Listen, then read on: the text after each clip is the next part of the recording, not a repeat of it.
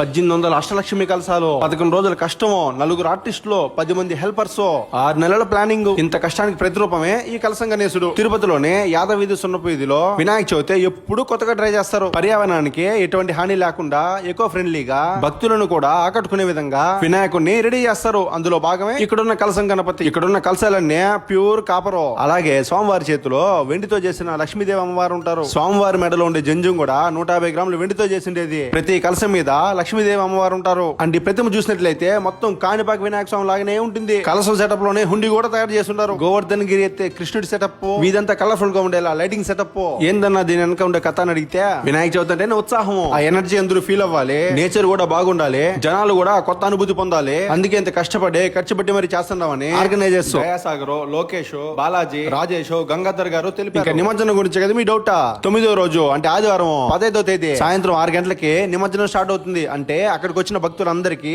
ఫ్రీగా ఆ అష్టలక్ష్మి కలసాలన్నీ పంచేస్తారు. ఆల్రెడీ భక్తుల రద్దీ మొదలైంది. అది మీరు కూడా వచ్చా ఈ అష్టలక్ష్మి గణపతిని దర్శించుకోండి. అంటే మీ తిరుపతి ఫ్రెండ్స్ కి వీడియోని షేర్ చేసేయండి. అన్నట్టు అడ్రస్ ఎక్కడంటే తిలక్ రోడ్ లో నాయుడు మొబైల్స్ ఆపోజిట్ లో గణేష్ జ్యూస్ సెంటర్ పక్కనే ఉంటాడు మన కలసం గణపతి. జై బోలో గణేష్ మహారాజ్ కే.